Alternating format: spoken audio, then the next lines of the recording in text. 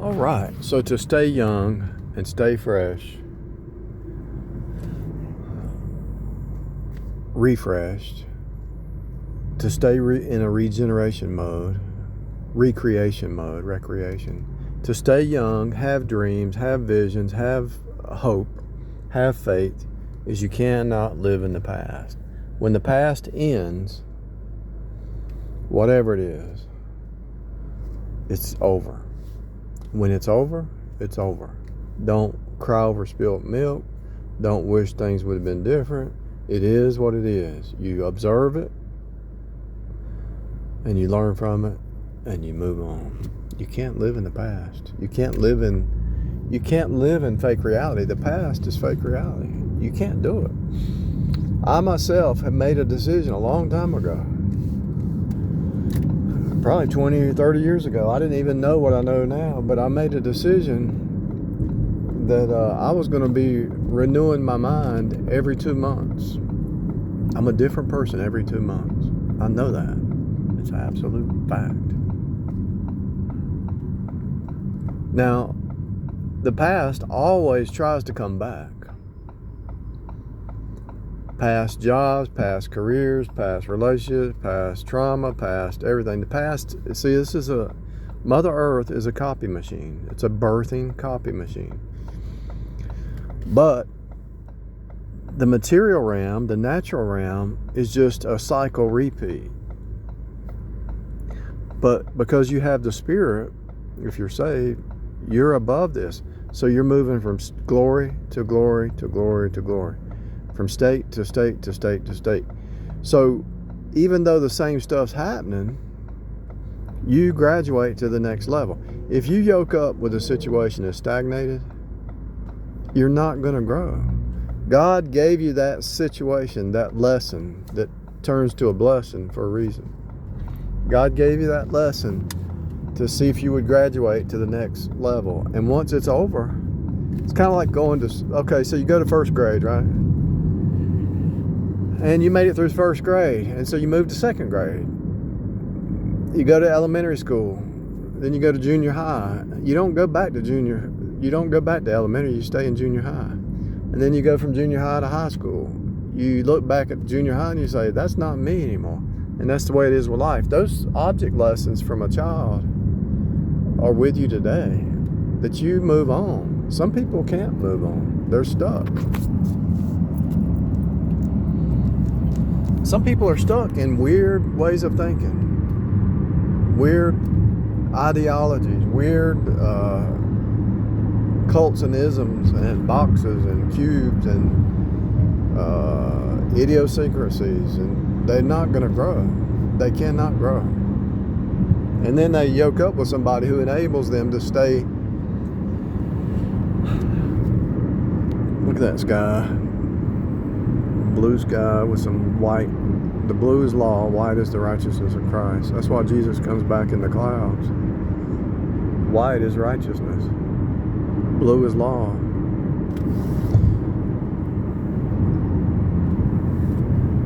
See, if you yoke up with somebody who's not going to grow, or a business, or a company, or you create a company, and you got people around you that are stagnated, it's dirty water. If it's stagnated, it's dirty water. You can't. If there's no flow, if there's no communication flow, it's dead. Let me say that again. If there's no communication flow, it's dead. If there's no communion, it's dead. If somebody gets offended, it's dead. Yeah, you might get offended, but you talk it out, you know. If there's no communion, whatever it is dead. It all goes back to relationship, because God sent His Son to draw back His elect. And so when you have a narcissist, psychopath, Jezebel spirit, whatever, they're going to eventually cut off the communication flow, because why? They got communication somewhere else, or you're just a backup, or whatever it is. There's different levels of communication, because you only have so much time in a day. You know, you have a lot of stuff going on in your day, so there's only limited time you can communicate with somebody. But when there's communion, That's the flow. When there's no communion, there's nothing. So if you go, let's say you go to work and you punch the clock and you don't talk to anybody and you just do your job and go away, there's no communion there. It's like you're not going to be able to get the job done. Getting the job done, there has to be communication. Communion. Common. If you join a group or a job or a marriage or whatever, there has to be common ground. There has to be communion. If there's no communion, it's dead. There's no flow. If this flow is stagnated, and stagnated water you can't drink. Stagnated anything you can't digest. And I'm talking not just in the natural. I'm talking about your soul, your spirit, your mind, your will. If there's not a flow, there's nothing to digest. There's nothing to grab hold of. There's nothing there. It's empty. It's like this bridge. If there's no bridge there, there's no crossing. It's an impasse. Communication is the bridge, and if the bridge is gone, it's over. It's done. And you can live in the past if you want to, but why? That's depression. That's sadness, depression, misery. It's pathetic. Don't live in the past, because the past don't even exist anymore. And if you're renewing your mind every day, so if that bridge wasn't there, there would be no flow. So if there's not a bridge with a situation, a person, or whatever, there's no flow, there's no growth, there's no communion, there's nothing. It's just dead. It's stagnated. Anything stagnated is dead. Not being mean, I'm just telling you the truth. This is not mean. Somebody might say, you're being mean. I just got a feeling that somebody thinks that's mean. It's just reality. It's not mean, it's realism. Like all these cars, they're flowing, right? And you got to put your turn signal on. That's a communication signal, right? I'm getting over. Get out of my way. I'm getting over. Or, watch out. I'm turning to the next lane. There's communication, even in a car on the highway. Sometimes you wave, or you say, go ahead, or go on. Communication flow, even on the highway. If you can't communicate, it's stagnated. Why waste your time? Why waste your energy? Why waste anything, really? This is really easy. I mean, this is like knowledge 101, but nobody talks about it. The pastor, the coaches, the relationship coaches, the narcissistic coaches, the job coaches, nobody talks about this, but this is so important. This is 101. This is classroom 101. Communication is the secret. There has to be flow. This is why when you want to hear from God, you've got to cut off the noise. God knows your heart. He knows what you need. He knows what you're thinking. But if you got noise and TV and music going all the time, how can you hear from God? The only thing I can figure is you don't believe you can hear from God, or you don't want to hear from God, because you have to change your life. You have to change your worldview. Your worldview needs to be destroyed if you got noise on all the time, and you can't be alone. You can't live in silence. You can't be in peace. Your worldview has to be destroyed, because it's not real. It's fake. The common worldview for every human being is communion. And if there's no flow, okay, let's say you're raised about around the family, they just sit around and watch TV all the time, right? They're just sitting on the couch watching TV, and they never talk. They'll even eat dinner together, but they really don't talk about anything worthwhile. Okay, so they sit around the table, and there's no really communion about anything that's worthwhile. Nothing. I mean, they don't talk about anything. You can go to a restaurant, and they just talk about football, basketball, or something like that, and they're really not talking heart to heart, mind to mind, soul to soul, right? There's no communion. And so that communion is the 101 about life. If you go to the doctor, tell them what's wrong. If you go to a doctor and they don't listen to you, you don't like that doctor, right? If you pick up the phone, you talk to the power company, and you say, hey, my power bill's wrong or something. You want to talk to somebody. You get a recording, it makes you mad. Communication, communion, flow, in common, face to face, turning, body language, macro expressions, micro expressions. Is it real? Watch how they interact with other people. See, the way they treat others is the way they're going to treat you.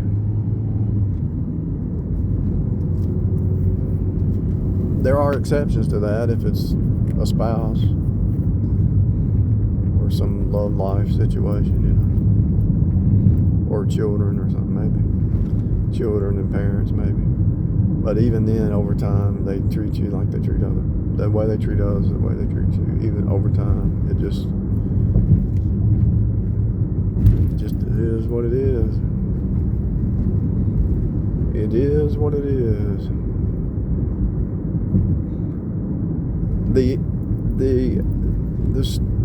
The strategy of life should be hang out with people that you can commune with, you can be on the same page with. You're not going to find many in this world, but that would be the secret.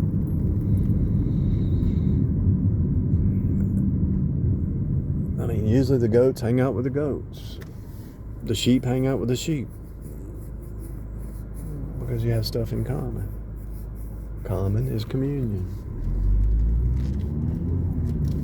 You do a job or a career or a kind of job that you like, and other people do it, and you like to talk about your job. You like to talk about your hobbies. You can do a hobby. You like to invest. You talk about investing stuff. Whatever it is. It's part of the process. Because it's in common. So if it's in common, the same word common is communion. Together, union.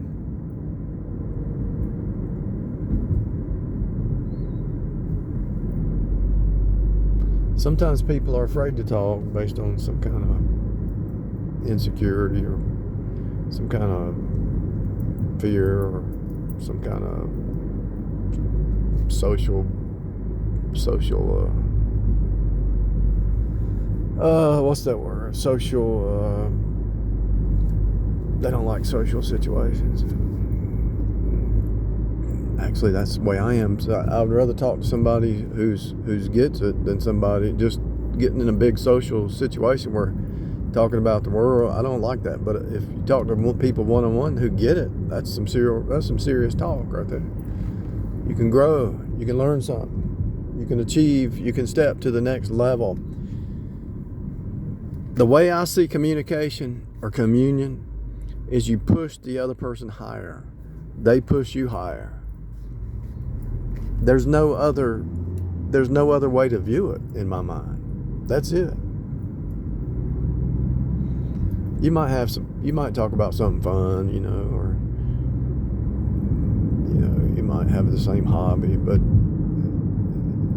really, if you really take it to its root source, even if you're talking to somebody about football or basketball or some hobby or some job, that's really communion, and you're really learning another person's perspective, and by learning another person's perspective, it pushes you higher.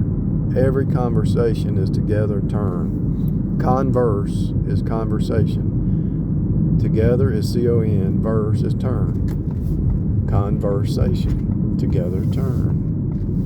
And so what are you turning? You're turning out a conception, a new way of thinking, a new observation, or whatever you want to call it.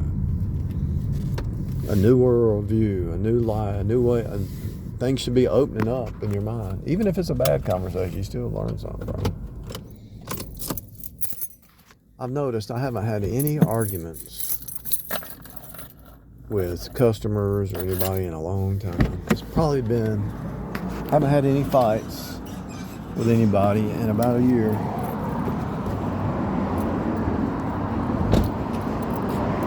I can't even remember the last time I had a confrontation.